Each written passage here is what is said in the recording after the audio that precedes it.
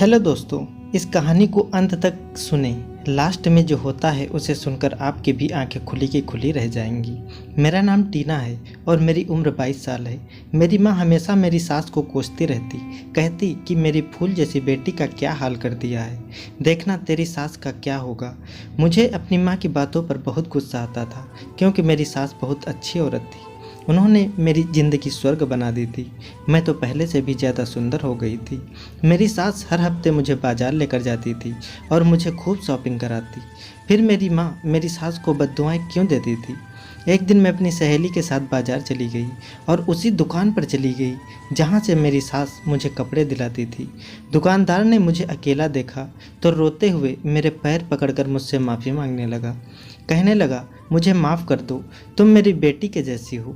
मैंने तुम्हारे साथ जो भी किया था तुम्हारी सास के कहने पर किया था, क्योंकि वो मुझे इस काम के बहुत अच्छे पैसे दे रही थी। दुकानदार के कहने पर मैंने कमीज उठाकर देखा तो मेरी जान निकल गई। मेरी सास ने तो मेरा रिश्ता बहुत अमीर घराने में तय हुआ था, तो सारे खानदान की लड़कियां मुझसे चिढ़ने लगी थी कि ये सब बस 4 दिन की चांदनी है, फिर अंधेरी रात। आज जब मैं नहा धोकर लाल रंग का जोड़ा पहनकर अपने गोरे गोरे हाथों में चूड़ियाँ डाल रही थी तो मेरी मौसी की बेटी लक्ष्मी चली आई और मुझे देखकर कहने लगी, आज फिर तुम्हें तुम्हारी सास बाजार लेकर जा रही है। उसके लहजे में ऐसी चुभन थी कि मुझे हंसी आने लगी। मेरी सास मुझे बाजार लेकर जा रही है, लेकिन इसमें इतना जलने वाली क्या बात है। मेरी बात सुनकर लक्ष्मी मुझसे कहने लगी कि तुम्हारी सास क्यों हर हफ्ते तुम्हें शॉपिंग कराने के लिए मुंबई के बड़े बाज़ार में लेकर जाती है। हमारे शहर में क्या बाज़ार की कमी हो गई है जो तुम्हें शॉपिंग के लिए मुंबई जाना पड़ता है।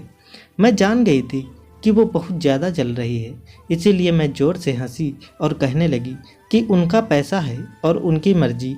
मेरी सास अपनी बड़ी सी गाड़ी में मुझे मुंबई लेकर जाती थी, मुझे पूरी मुंबई घुमाती थी और फिर महंगी महंगी शॉपिंग करवाती थी और वहाँ के सबसे महंगे होटल से मुझे खाना खिलाती थी। तो मुझे भला क्या ऐतराज़ हो सकता है। मैं तो उनकी मोहब्बत देखकर खुश होती हूँ और प्रार्थना करती हूँ कि भगवान दूसरों की नज़र से मुझे बचाए रखे। लक्ष्मी मुझे देखकर बहुत जलने लगी और जैसे आई थी वैसे ही लौट गई। मैं गुनगुनाते हुए एक बार मैं खुद को शीशे में देखने लगी। ये सूट भी मुझे मेरी सास ने दिलवाया था, जो बहुत ज़्यादा महंगा था और मुझ पर बहुत खूबसूरत लग रहा था।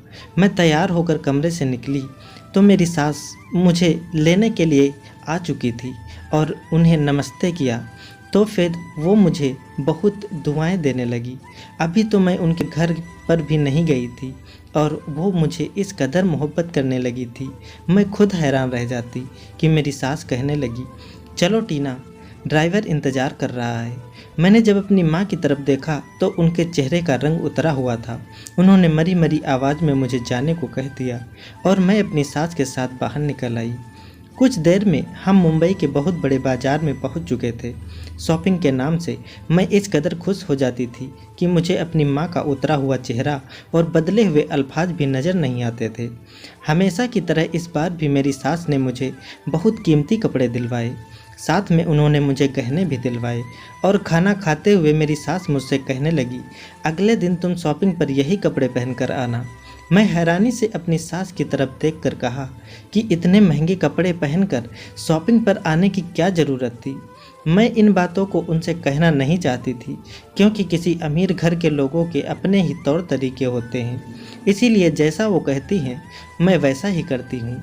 वो खुद भी बहुत ज़्यादा मॉडर्न थी और बहुत अच्छे से तैयार होकर ही शॉपिंग के लिए निकलती थी। शॉपिंग से फ्री होने के बाद मेरी सास मुझे मुंबई के फेमस होटल में ले जाकर खाना खिलाया करती थी, क्योंकि उन्हें खुद भी खाना पीना बहुत पसंद था। वो खाने की और शॉपिंग करने की बहुत ज़्यादा शौकीन थी। मुंबई के बाज़ार में बहुत ज़्यादा भीड़ हुआ करती थी। वो दुकान वाला भी हमें बहुत अच्छे तरीके से पहचान गया था, इसीलिए हमें देखते ही वो हमारे लिए खाना लगा दिया करता था, जिसे खाने के बाद मुझे बहुत सुकून महसूस होता था। मैं बहुत ज़्यादा थक भी गई थी। खाना खाने के बाद मेरी सास कहने लगी कि चलो, बहुत देर हो गई है, अब घर के लिए निकलते हैं। मैंने सुकून से एसी वाली कार में बैठकर आंखें बंद कर ली और मुझे पता ही नहीं चला कि कब मैं घर पहुंच गई। घर आने पर जब गाड़ी रुकी तब मेरी सास ने मुझे आवाज़ दी और कहने लगी कि टीना बेटी, चलो तुम्हारा घर आ गया है। मैंने हल्की सी आंखें खोली तो मैंने देखा कि वाकई में अपने ही घर के दरवाजे पर मौजूद हूँ। मुझे रास्ते का पता ही नहीं चल सका था। मैंने सारे शॉपिंग बैग्स उठाए और गाड़ी से उतरने लगी। तब मेरी सास ने कहा कि अगले दिन शॉपिंग पर इससे भी ज़्यादा अच्छे से तैयार होकर आना, तुम इन कपड़ों में बहुत ज़्यादा खूबसूरत लगती हो। अपनी सास की इस बात पर मैं शर्मा गई थी। वो मेरी सास इसी तरह से खुलकर तारीफ़ किया करती थी। मैं सोचती थी कि मैं कितनी खुशनसीब हूँ जो मुझे इतना प्यार करने वाली सास मिली है, वरना लोग तो सास को लेकर कैसी कैसी बातें बनाते हैं कि मुझे शादी के नाम से ही डर लगता था। मेरी दोस्त सोनम भी अपनी सास की बहुत बुराइयां करती थी, लेकिन मेरी सास तो शादी से पहले ही मेरा बहुत ख्याल रखती थी। अपने मंगेतर को तो मैंने एक दफ़ा ही देखा था, और वो भी तस्वीर में, लेकिन मेरी सास से तो मेरी रोज़ मुलाकात होती थी, हर हफ्ते ही मुलाकात हो जाती थी। शुरू में मेरे लिए ये सब बहुत अजीब लगता था, लेकिन अब तो मुझे इसकी आदत हो गई थी। मैं थकी हारी शॉपिंग बैग उठाए जब घर में आई तो मुझे अंदाज़ा हुआ कि मैं कोई 5-6 घंटे बाद घर लौटी थी। मैंने शॉपिंग बैग अपने कमरे में रखे और माँ के कमरे पर चली गई। माँ पूजा कर रही थी और रोती हुई भगवान से प्रार्थना कर रही थी कि हे भगवान, मेरी बेटी को कभी सच का पता ना चले। मेरे भगवान, मुझे माफ़ कर दे। इस प्रार्थना पर मैं हैरान हुई थी। मैंने जब माँ को पीछे से आवाज़ दी तो माँ जल्दी से चुप हो गई और अपने आंसू पोंछते हुए कहने लगी कि तेरी मनहूस सास कमबख्त मरी नहीं, मेरी फूल जैसी बेटी का क्या हाल कर दिया है। मुझे माँ की बातों पर बहुत गुस्सा आता था। मेरी सास तो बहुत अच्छी थी, मगर माँ को मेरी सास बहुत बुरी लगती थी, तो उन्होंने मेरा रिश्ता क्यों किया था। लेकिन माँ मेरे इन सवालों का मुझे कोई जवाब नहीं देती, बस इतना ही कहती, मेरी बच्ची तू थक गई होगी, जाकर आराम कर ले। मैंने माँ से पूछा कि आप क्या प्रार्थना कर रही थी, ऐसी कौन सी बात है जो मुझे पता नहीं चलनी चाहिए। माँ ये सुनकर घबरा कर कहने लगी, कुछ नहीं, बस तेरे लिए मैं बेहतर ही दुआ कर रही थी, तेरी खुशियों को किसी की नज़र ना लगे। तू तो जानती है ना, तेरे खानदान वाले तेरे इस रिश्ते के बारे में कैसी कैसी बातें करते हैं। मैं नहीं चाहती कि इस बारे में तुझे कुछ भी पता चले और तेरा दिल खराब हो। माँ की बातों पर मैं मुस्कुराकर उनके गले लग गई और उन्हें बताने लगी कि मेरी सास ने आज मुझे कितनी महंगी शॉपिंग कराई है, और फिर माँ को अपने कमरे में ले जाकर उन्हें सारी शॉपिंग दिखाने लगी। वो खामोशी से मेरी सारी शॉपिंग देख रही थी और फिर मेरे चेहरे पर छाई खुशी देखकर मुस्कुरा देती। पता नहीं क्यों मुझे उनकी मुस्कुराहट में एक अजीब सा दर्द महसूस होता था। माँ मुझे आराम का कहकर चली गई थी। मुझे भी बहुत ज़्यादा थकान महसूस हो रही थी और खाना खाने के बाद मेरा पेट भरा हुआ था, इसीलिए मैं सोने के लिए लेट गई। मेरी बाकी की बहनें ऊपर छत पर ही थी, इसीलिए नीचे सन्नाटा रहता था। वैसे भी माँ उन्हें मेरी सास के सामने नहीं आने देती थी और ना ही मुझे अपनी शॉपिंग अपनी बहनों को दिखाने की इजाज़त थी। माँ कहती थी कि कहीं ऐसा ना हो कि तेरी बहनों का दिल दुखे या उन्हें एहसास हो कि उनके पास ये सब कुछ नहीं है। इसलिए मैं अपनी बहनों को अपनी खरीदारी नहीं दिखाती थी, बल्कि कुछ चीज़ें उनको दे दिया करती थी जो मेरी सास ने उनके लिए दिलाई होती थी। मैं थकी हारी बिस्तर पर लेटकर अपने पति के सपने देखने लगी। मेरा मंगेतर अमित दूसरे देश में काम करता था और वहीं पर रहता था। वो एक पढ़ा लिखा सुंदर लड़का था। उसे कोई भी लड़की आसानी से मिल जाती, लेकिन शायद भगवान ने उसे मेरे ही नसीब में लिखा था। मेरा रिश्ता एक बगल वाली औरत ने करवाया था जहां मेरी माँ काम करती थी, और मैंने अपने मंगेतर की सिर्फ तस्वीर ही देख रखी थी। शुरू में मैं बहुत परेशान थी कि मेरी माँ ने बहुत ज़्यादा अमीर लोगों में मेरा रिश्ता तय कर दिया है। पता नहीं वो कैसे लोग होंगे, लेकिन जब मेरी पहली मुलाकात अपनी सास से हुई तो उनका मिजाज मोहब्बत भरा और रवैया देखकर मैं बहुत हैरान रह गई थी। हमारे घर के हालात बिल्कुल भी अच्छे नहीं थे, क्योंकि पापा के देहांत के बाद मेरी माँ लोगों के घर काम करके घर का गुजारा करती थी और हम 3 बहनें थी। मैं ही सबसे बड़ी थी। माँ जैसे तैसे हमारा पेट पाल रही थी। मेरे लिए कोई अच्छा रिश्ता मुमकिन ही नहीं था। अचानक एक दिन माँ ने मुझे बताया कि बंगले वाली मालकिन ने मुझे एक रिश्ता बताया है और वो लोग बड़े घराने वाले हैं। तो मुझे लगा कि उनके पास शायद कोई काम करने वाला किसी नौकर का रिश्ता ही होगा, लेकिन एक बड़ी सी लाल रंग की गाड़ी हमारे घर के दरवाजे पर आकर रुकी। लड़के की माँ यानी मेरी सास उतरकर घर में आई। तो मैं उन्हें देखकर हैरान रह गई, क्योंकि उन्हें देखकर तो ऐसा लगता था जैसे वो किसी अमीर खानदान से रिश्ता रखती है। मुझे देखकर उन्होंने मेरे हाथ पर 5,000 के कई नोट रख दिए और रिश्ता पक्का कर दिया। मैं तो अपने किस्मत पर यकीन ही नहीं कर पा रही थी और माँ की आंखों में भी आंसू थे। उन्होंने मुझे सीने से लगाया और कहने लगी, मैंने ये फैसला हम सब के लिए किया है। तू कभी अपनी माँ से गिला ना करना और हमेशा खुश रहना। मुझे माँ की अजीबोगरीब बात समझ में नहीं आती थी। इतने बड़े घर से आए रिश्ते को भला मैं क्यों मना करती। और फिर अमित की फ़ोटो देखकर मैं अपना दिल हार बैठी थी। मेरी सास ने मेरे साथ मेरी छोटी बहनों के हाथ पर भी काफ़ी सारे पैसे रखे थे। मुझे जब भी शॉपिंग करवाने लेकर जाती थी तो मेरी छोटी बहनों के लिए भी कुछ ना कुछ दिलवाया करती थी। सच कहूँ तो इस रिश्ते ने हमारे घर के हालात ही बदल दिए थे। अब तो माँ ने दूसरों के घरों में जाकर काम करना भी बंद कर दिया था। मेरी सास ही हमारे घर इतना कुछ ले आती थी कि माँ को काम करने की ज़रूरत ही नहीं रहती थी। मगर मुझे आज तक इस बात का समझ में नहीं आया था कि मेरी माँ ने मेरी सास के लड़के से रिश्ता और दूसरी तरफ मेरी सास को भला बुरा क्यों कहती रहती थी। यही सोचते सोचते मुझे नींद आ गई थी और सुबह जब मेरी आंख उस वक्त खुली जब मेरे कॉलेज जाने का वक्त हो गया था। वैसे तो मैंने 10वीं पास करके पढ़ाई छोड़ दी थी, लेकिन जब से मेरा रिश्ता हुआ था मेरी सास ने पढ़ाई के लिए मुझे मजबूर कर दिया था। उनका कहना था कि बड़े लोगों में उठने बैठने के लिए पढ़ा लिखा होना बहुत ज़रूरी है, और उनकी बात बिल्कुल सही भी थी, क्योंकि जब मैं उनके साथ बड़ी बड़ी दुकानों पर जाती थी तो वहाँ पर काम करने वाली लड़कियाँ भी इंग्लिश में ही बात करती थी। और इसलिए मैंने प्राइवेट कॉलेज में दाखिला ले लिया था और आगे पढ़ाई का सिलसिला शुरू कर दिया था।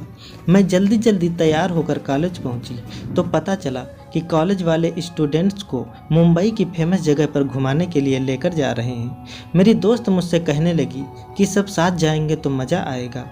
ये सब सुनकर मैंने भी हाँ कर दी। 5 दिन बाद हम सब लोग मुंबई की ट्रिप पर निकल गए थे। कॉलेज वाले मुंबई की मशहूर जगह पर ले गए तो रास्ते में वही बाज़ार आया तो मैंने सबको बताया कि यहाँ पर एक बिरयानी वाला है और वो बहुत मशहूर है, सब लोग वहाँ से बिरयानी खाते हैं। हम सब बिरयानी वाले के पास पहुँच गए। वहाँ पहुँचते ही वो मुझे पहचान गया और जब उसने देखा कि मैं अपनी सास के साथ नहीं हूँ बल्कि अपनी सहेलियों के साथ हूँ तो उसने इशारे से मुझे कोने पर बुलाया। मैं जैसे ही उसके पास गई तो वो रोते हुए अपने हाथ जोड़कर कहने लगा, बेटी मुझे माफ़ कर दो, मैंने जो कुछ भी तुम्हारे साथ किया मैं बहुत मजबूर था। मैं बुरा आदमी नहीं हूँ, लेकिन मजबूरी इंसान से बहुत कुछ गलत करवा देती है। बेटी मैंने वही सब किया जो तुम्हारी सास ने मुझे करने को कहा था। दरअसल मेरी पत्नी बहुत बीमार है और वो कई महीनों से अस्पताल में भर्ती है। मुझे बहुत सारे पैसों की ज़रूरत थी और तुम्हारी सास ने मुझे इसी काम के लिए बहुत ज़्यादा पैसे दिए थे। मैंने तुम्हारे साथ बहुत घटिया हरकत की थी। मैंने एक दफ़ा भी ये नहीं सोचा कि तुम भी किसी की बेटी हो और तुम्हारे साथ कैसे इतना गलत काम कर सकता हूँ। जबकि मैं हैरान होकर उस बिरयानी वाले को देख रही थी जो बहुत रो रहा था। मुझे समझ में ही नहीं आ रहा था। मैंने फ़ौरन कहा, अंकल शायद आपको कोई गलतफहमी हो गई है, आप मुझे कोई और समझ रहे हैं। मैं और मेरी सास तो हर हफ्ते आपके यहाँ बिरयानी खाने के लिए आते हैं। बिरयानी वाला कहने लगा कि बेटी तुम बहुत मासूम हो, तुम्हें नहीं मालूम कि तुम्हारी सास कैसी औरत है। उसने मुझे बहुत सारे पैसे दिए और कहा कि मैं तुम्हारे बिरयानी में नशे की दवा मिला दूं, इसीलिए मैं हर हफ्ते तुम्हें बिरयानी में नशे की दवा मिलाकर खिलाया करता था। मैं अपनी पत्नी के इलाज को लेकर खुद गर्ज हो चुका था, लेकिन सच तो ये है जब से मैंने तुम्हारे साथ ये हरकत शुरू की मेरी पत्नी की तबीयत खराब होती चली जा रही है। और फिर आहिस्ता आहिस्ता मुझे एहसास हुआ कि मैं पाप के पैसों से अपनी पत्नी का इलाज नहीं करा सकता। मैं ये बात तुम्हें बताना चाहता था, लेकिन तुम्हारी सास बहुत चालाक औरत है, वो मुझे कभी भी तुमसे बात नहीं करने देती थी। बिरयानी वाले की बात सुनकर मेरी तो जान ही निकल गई थी। मैंने कहा, अंकल मेरी सास तो ऐसा करने की भला क्या ज़रूरत आ गई, लगता है आपका दिमाग खराब हो गया है। वो रोता हुआ कहने लगा, बेटी मैं तो अपने पाप का प्रायश्चित कर रहा हूँ, क्योंकि मैं जानता हूँ मैंने जो कुछ भी किया वो गलत है और इसीलिए मेरी आत्मा को सुकून नहीं मिलता। आपकी सास ने पैसे का लालच देकर मुझसे वो काम करवाया जो शायद मैं सोच भी नहीं सकता था। इससे पहले कि मैं कुछ और पूछती, मेरी सहेलियाँ और टीचर्स वहाँ पर पहुँच गई और कहने लगी कि क्या बात है। मैंने उनको सारी बात बता दी कि ये बिरयानी वाला मेरी सास पर इल्ज़ाम लगा रहा है। मेरी सास मुझे क्यों नशे की दवा देना चाहेंगी, वो तो मुझे बहुत प्यार करती हैं। मेरी टीचर्स मुझसे कहने लगी, टीना तुम्हारी सास कैसी औरत है ये तो तुम्हें पता ही होगा, लेकिन मैं इतना ज़रूर जानती हूँ कि ये गरीब बिरयानी वाला झूठ नहीं कह रहा है। यकीनन कोई ना कोई बात ऐसी है जो तुम्हें नहीं पता है। अपनी टीचर्स की बात सुनकर मेरी जान निकल गई थी। मैं वापस घर चली आई। मेरी माँ भगवान के सामने खड़ी आंसू बहा रही थी और भगवान से माफ़ी मांग रही थी और मेरी सास को आज भी भला बुरा कह रही थी। मैं फ़ौरन माँ के पास ही बैठ गई और कहने लगी, माँ मुझे सच बताओ कि तुम हमेशा ये किस तरीके की दुआ करती रहती हो, और तुमने अगर आज सच नहीं बताया तो मैं अपनी जान ले लूँगी। मेरी बात सुनकर माँ के तो होश ही उड़ गए और वो कहने लगी, टीना कैसी बातें कर रही हो। मैंने रोते हुए माँ को सारी बात बताई और माँ के चेहरे का रंग उतर गया और कहने लगी कि मैंने सारी ज़िंदगी तुझे और तेरी बहनों को मेहनत से कमा कर ही खिलाया है और बड़ा किया है, लेकिन बढ़ती उम्र के साथ मुझ में काम करने की ताकत नहीं रही। तभी मेरी मालकिन ने कहा कि हर हफ्ते मैं तुझे एक दिन के लिए मुंबई भेजा करूं, तो बदले में मुझे इतने पैसे मिल जाएंगे कि मेरे घर का पूरा खर्चा पूरा हो जाएगा। मालकिन की बात सुनकर मैं लालच में आ गई थी, मगर मुझे ये मालूम नहीं था कि तुम्हें मुंबई भेजने के लिए तेरे रिश्ते का ड्रामा करना पड़ेगा। तेरा किसी अमित से कोई रिश्ता नहीं हुआ, बल्कि जो फ़ोटो तुझे दिखाई गई थी वो पता नहीं किसकी है। तेरा तेरी सास से कोई रिश्ता नहीं है। दरअसल तेरी सास खूबसूरत और जवान लड़कियों से ये गलत काम करवाती है। जिस बंगले में मैं काम करती थी वो तेरी सास की दोस्त है और उन्होंने तुझे देखा था, इसीलिए ये गंदा खेल खेलने के लिए उन्होंने रिश्ते के नाम पर ये हमारे घर भिजवा दिया। तेरी खूबसूरती देखकर वो औरत मुंह मांगे दाम देने को तैयार हो गई। मैं सोचने लगी थी कि तुझे कुर्बान करके बाकी बेटियों का भविष्य सही हो जाएगा, लेकिन तू हर हफ्ते जब पैसे लेकर घर आती है मेरा दिल कटने लगता है और मुझे एहसास होता है मैंने अपनी सगी बेटी के साथ कितना गलत काम किया है। एक दिन मैंने मालकिन से ये सब खत्म करने को कहा तो वो कहने लगी, अब कुछ नहीं हो सकता। ज़्यादा होशियारी की तो मैं सारी हकीकत तेरी बेटी को बता दूंगी कि तेरी माँ ने खुद तुझे बेचा है। इसीलिए मैं हर वक्त उस औरत को बद्दुआएं देती हूँ। मुझे डर था कि जिस दिन तुझे सब कुछ पता चलेगा तो मुझसे नफरत करने लगेगी। मैं भगवान से दुआ मांगती कि तुझे कभी भी सच का पता ना चले। वो औरत जो तेरी सास बनी बैठी है तुझे मुंबई ले जाती है, पहले शॉपिंग करवाती है और फिर बिरयानी वाले से तुझे नशे की दवा मिलवाकर तुझे खिला देती है। गाड़ी में बैठकर तुझे गहरी नींद आ जाती है, फिर वो तुझे एक होटल में ले जाकर कुछ घंटों के लिए तेरा सौदा कर देती है। तो इतनी खूबसूरत है कि बेहोशी की हालत में भी लोग तुझे खरीद लेते हैं। आज तक जो कुछ भी हुआ उसमें तेरी माँ का भी इतना ही कसूर है जितना उस औरत का है। बिरयानी वाले ने तो अपनी पत्नी के इलाज के लिए जो किया मजबूरी में किया, लेकिन मैंने ये सोचकर तेरी इज्जत दांव पर लगा दी कि इस तरह हमारे घर के हालात बदल जाएंगे, बल्कि मेरी और बेटियों का फ्यूचर भी संवर जाएगा। बाकी बेटियों की खुशियों की खातिर मैंने तेरी खुशियाँ और तेरी जवानी को कुर्बान कर दिया।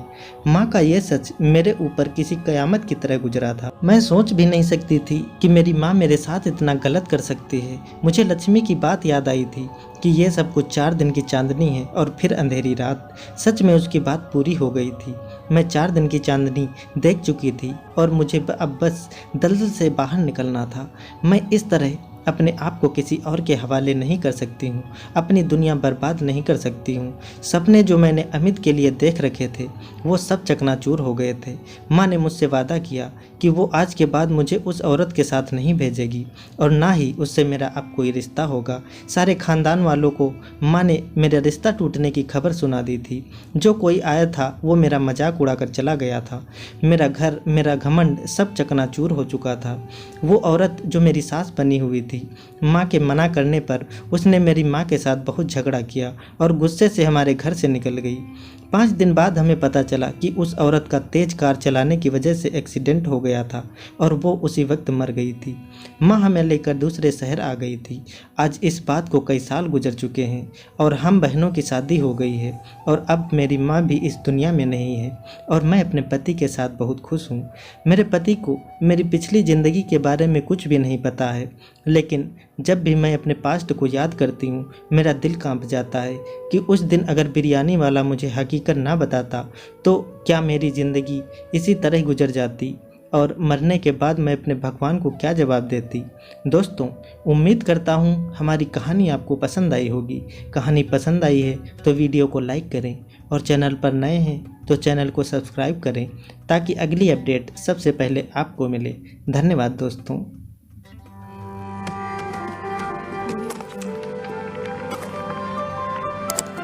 Subscribe now and press the bell icon.